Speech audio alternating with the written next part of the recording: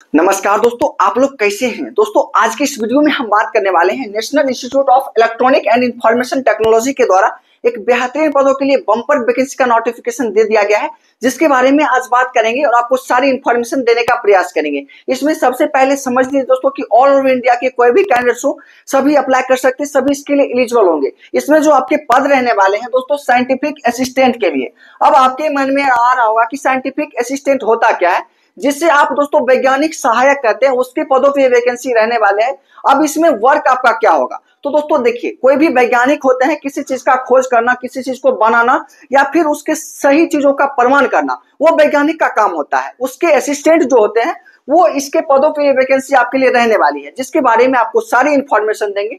कौन कौन से छात्र इसमें अप्लाई करेंगे, क्या क्या आपकी एलिजिबिलिटी कंडीशन होने चाहिए, ठीक है, उन सभी चीजों को क्लियर करेंगे। चीजों को ध्यान से देखिएगा, समझिएगा। वीडियो आपको सही लगे तो एक लाइक करिएगा, चैनल को एक बार सब्सक्राइब कर लीजिएगा। चलते हैं और सारी जानकारी आपको देने का प्रयास करेंगे। इसमें देखिए दोस्तों, आगे हम बात कर लेंगे सेकंड पॉइंट में एलिजिबिलिटी कंडीशन आपकी क्या होगी, स्केल ऑफ पे में क्या होगी। उसके बाद दोस्तों स्ट्रीम, कौन कौन से स्ट्रीम से कैंडिडेट है तो इसमें अप्लाई कर सकते हैं, पोस्ट डिटेल क्या होगा, मतलब सारी जानकारी आपको देंगे। क्या क्या आपकी फी लगेगी, किस तरह से आपकी एग्जाम होगी, सारी जानकारी आपको देंगे, ठीक है। इसमें सबसे पहले आप समझ लिए दोस्तों, जो ये आपकी एलिजिबिलिटी कंडीशन सारी चीज दिए गए हैं, ठीक है। एज हो चाहे क्वालिफिकेशन हो, ठीक है, जो भी चीजें होंगे 18/3/2025 तक आपका कंप्लीट होना चाहिए, तभी इसमें आप फॉर्म भर सकते हैं। मतलब कहने का यह है कि 18 मार्च तक अगर एज इसमें जो दिया गया उस एज को कंप्लीट करना होगा, तभी इसमें अप्लाई कर सकते हैं, जो कि हम सारी जानकारी आपको आगे देने का प्रयास करेंगे। यहाँ पे सबसे पहले देख लेते हैं दोस्तों डिटेल ऑफ वैकेंसी, ठीक है। वैकेंसी डिटेल को समझते हैं।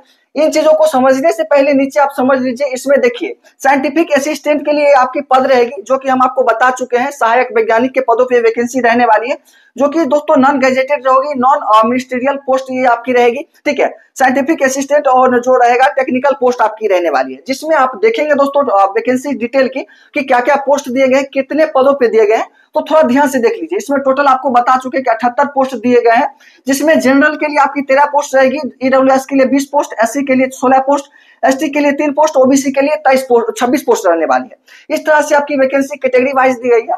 जिसमें पे लेवल की बात करेंगे दोस्तों तो 6 पे लेवल आपकी होगी, जिसमें 35,400 से लेकर 1,12,400 तक आपकी सैलरी जा सकती है। अब इसमें समझ लीजिए दोस्तों कि एसेंशियल क्वालिफिकेशन आपकी क्या होनी चाहिए। मिनिमम योग्यता की बात कर लेंगे तो यहाँ पे ध्यान से देख लीजिए, बी आप किए हुए हैं वो भी अप्लाई कर सकते हैं, बीटेक, एमएससी, मतलब इन तीनों में से कोई भी कोर्स आप कंप्लीट किए हुए हैं तो इसमें अप्लाई कर सकते हैं, चाहे किसी भी यूनिवर्सिटी से, किसी भी इंस्टीट्यूट से है, कोई दिक्कत नहीं। सिर्फ गवर्नमेंट ऑफ इंडिया के द्वारा मान्यता प्राप्त होना चाहिए। जिसमें दोस्तों आप देखना चाहें कि ठीक है कि कैटेगरी कौन कौन सी होगी, ट्रेड्स कौन से होने चाहिए कम से कम, तो यहाँ पे क्लियर कर दिया गया। इलेक्ट्रॉनिक से हो वो भी अप्लाई कर सकते हैं, इलेक्ट्रॉनिक एंड कम्युनिकेशन से है वो भी अप्लाई करेंगे, इलेक्ट्रॉनिक एंड टेलीकम्युनिकेशन से, कंप्यूटर साइंस या फिर कंप्यूटर नेटवर्किंग सिक्योरिटी से, सॉफ्टवेयर सिस्टम से, या फिर इंफॉर्मेशन टेक्नोलॉजी, इलेक्ट्रिकल इंफॉर्मेशन से बात करेंगे। तो इन सभी में से कोई भी ट्रेड से आप ये सभी चीज में से बी, बीटेक या एमएससी किए हुए तो इसमें अप्लाई कर सकते हैं। एलिजिबिलिटी कंडीशन को आप समझ चुके होंगे।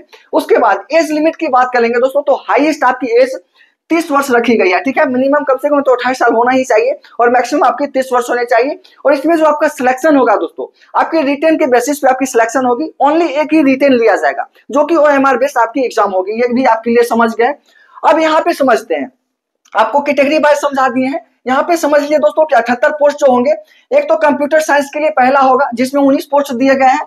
उसके बाद दोस्तों इंफॉर्मेशन टेक्नोलॉजी की बात कर लेंगे, इसमें आपकी 16 पोस्ट होगी। उसके बाद इलेक्ट्रॉनिक एंड कम्युनिकेशन की बात करेंगे, इसमें 43 पोस्ट होगी। इन सभी को जोड़ा जाए तो 78 पोस्ट दिए गए हैं, जिसमें कि 3 पोस्ट जो है दोस्तों पीडब्ल्यूडी के लिए इसमें रिजर्व किया गया है। पीडब्ल्यूडी कैंडिडेट वही काउंट किए जाएंगे जिनका 40% का डिसेबिलिटी सर्टिफिकेट बना हुआ है, वही कैंडिडेट पीडब्ल्यूडी में आ पाएंगे। ये चीज क्लियर समझ गए होंगे। आगे दोस्तों बात करते हैं एज, तो आपको बता चुके हैं दोस्तों 18 से 30 वर्ष तो ऐसे नॉर्मली होना ही चाहिए, लेकिन उसके बावजूद भी आपको छूट दिया गया है। जैसे एससी एसटी से आते हैं तो 5 साल का, ओबीसी के लिए 3 साल का, और जो कैंडिडेट पीडब्ल्यूडी में आएंगे तो उनको 3 साल 5 साल का एक्स्ट्रा जोड़कर 10 साल जनरली दिया जाएगा, और 3 साल 5 साल आपको जिस कैटेगरी से आते हैं वो आपको एड ऑन कर दिया जाएगा। उसके बाद एक्स सर्विसमैन के लिए भी आपको छूट दिया गया, 5 साल का एक्स्ट्रा छूट इसमें रहेगा, ठीक है। उसके बाद दोस्तों बात करते हैं प्लेस ऑफ पोस्टिंग। आपकी जो इसमें सिलेक्शन होगी तो पोस्ट कहाँ पे पोस्टिंग दिया जाएगा, कहाँ पे आपको वर्क करना पड़ेगा, तो यहाँ पे क्लियर बताया गया है कि दी पर्सन सिलेक्टेड में बी पोस्टेड एनीवेयर इंडिया, मतलब इंडिया के कहीं भी किसी जगह पे आपको पोस्टिंग दिया जा सकता है। ऑर्गेनाइजेशन का जहां पे मन होगा, जहां पे आपकी जरूरत होगी, वहां पे आपको पोस्टिंग दे दिया जाएगा। ठीक है, इंडिया के अंदर कहीं भी आपको दिया जाएगा, ये क्लियर आपको नहीं बताएगा कि वहीं पे आपको दिया जाएगा। ये क्लियर समझ गए हैं। उसके बाद दोस्तों बात करेंगे change in the number of post. मतलब ये जो पोस्ट दिए गए हैं टेंटेटिवली आपकी रहने वाली है, इसमें इंक्रीज एंड डिक्रीज हो सकते हैं, मतलब बढ़ने का भी चांस है और घटने का भी चांस है। ऐसे घटता कभी नहीं है, बढ़ने का ही इसमें चांस रहने वाला है। ये चीज क्लियर समझ गए। अब थोड़ा सा बात करते हैं, ये इंपॉर्टेंट पॉइंट आपके लिए रहने वाली है। ठीक है, choice of centre for written examination. मतलब आप जब फॉर्म को भरेंगे तो उसी समय आपको ध्यान देना होगा दोस्तों, जब आप फॉर्म भरना शुरू कीजिएगा तो वहां पे प्रेफरेंस सेलेक्ट करने का ऑप्शन आएगा। उसमें आपको क्या करना होगा, ये आपके 14 मतलब सेंटर दिए गए हैं, 14 सेंटर में से आप जिस भी सेंटर को सिलेक्ट करेंगे वहीं पे आपका एग्जाम होगा, और जिस सेंटर को फर्स्ट में प्रेफरेंस देंगे वो सेंटर आपका आने का बहुत चांस रहता है।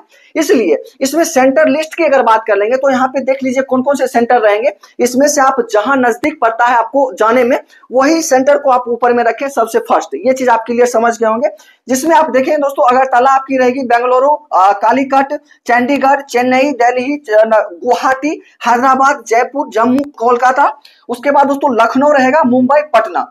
ये सभी 14 में से कोई भी आप सेंटर को सिलेक्ट करेंगे तो आप मतलब जिस प्रेफरेंस को आप चाहते हैं उसको सबसे फर्स्ट देना है, उसके बाद देना है, उसके बाद इस तरह से आपको फॉर्म भरने के समय प्रेफरेंस को सिलेक्ट करना है।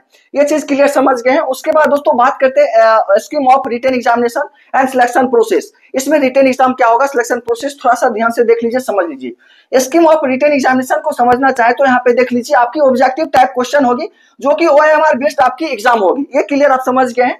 जिसमें कि आपको बता दें दोस्तों, ये रिटन एग्जाम जो आपकी होगी दोस्तों 3 घंटा की आपकी एग्जाम होगी, जिसमें 2 तरह की आपकी क्वेश्चन होगी, एक तो टेक्निकल से और दूसरा जनरल एरिया से। ठीक है, टेक्निकल से मतलब जिस भी ट्रेड से आप इस चीजों को BE BTech या MSc किए होंगे उससे पूछा जाएगा। उसके बाद जेनरिक आपकी जो एरिया होती है, जैसे जनरल नॉलेज हो गया, कोई रीजनिंग का क्वेश्चन हो गया, इस तरह का जो बच जाता है क्वेश्चन, वो सभी आपकी ये क्वेश्चन हो जाएगी। जिसमें आपको बता दें इसमें 120 क्वेश्चन आपकी होगी टोटल। ठीक है, ऑब्जेक्टिव टाइप क्वेश्चन में 120 क्वेश्चन का आपका ये टोटल एग्जाम होगा, जिसमें कि 65% जो आपका एग्जाम होगा, 120 का 65% जो क्वेश्चन होगा इसमें टेक्निकल एरिया से पूछा जाएगा। जिस भी ट्रेड से आप वो चीजों को कंप्लीट किए होंगे उससे पूछा जाएगा 65%, और 35% जो बच जाएंगे अदर एरिया से। मतलब आपको बताए थे कि मैथ, रीजनिंग, GK GS वगैरह जो होता है वो सभी में से मिला के 35% आपका पूछा जाएगा। ये क्लियर समझ गए होंगे। उसके बाद दोस्तों बात करते हैं, every question will be carry 1 marks. मतलब आप एक क्वेश्चन को सही करते हैं तो आपको 1 मार्क्स मिलेंगे। अगर आप एक क्वेश्चन को गलत करते हैं तो 0.25 का माइनस मार्किंग भी रहेगा, मतलब 1/4 का माइनस मार्किंग भी रहेगा। इस चीजों को आपको ध्यान में रखना है, गलती नहीं करना है। ठीक है, जिसमें आपको कट ऑफ की बात कर लें, इसमें बता दिया गया कि जो जनरल EWS में आएंगे उनको कम से कम 50% मार्क्स लाना पड़ेगा। उसके बाद जो कैंडिडेट OBC में आएंगे उनको 40% कम से कम लाना पड़ेगा। जो SC ST हैं उनके लिए 30% कम से कम आएगा, तभी उनका मेरिट बनने का भी चांस रहता है। ऐसे इतना पे बनता नहीं है, हाईएस्ट ही जाता है। ठीक है, ये क्लियर समझ गए होंगे। उसके बाद दोस्तों आपको बता दें, ये जो आपकी कट ऑफ बनेगी, आपका सारा इसमें रिटन एग्जाम में जो भी सब्जेक्ट दिए गए हैं ओवरऑल, चाहे टेक्निकल हो चाहे अदर एरिया का हो, वो सभी क्वेश्चन को देखा जाएगा। सभी में आपका परफॉर्मेंस जैसा होगा उस तरह से आपकी सिलेक्शन होगी। ये चीज के लिए समझ गए हैं। उसके बाद दोस्तों बात करेंगे, इसमें जो आपकी एग्जाम आप सिलेबस समझना चाहते हैं कि कौन कौन से क्वेश्चन से कौन से चैप्टर से कितना पूछा जाएगा, तो इसके वेबसाइट पे भी आपको मिल जाएगा, वहां से जाके आपको डाउनलोड भी कर सकते हैं, जो कि हम क्लियर आपको बता ही चुके हैं।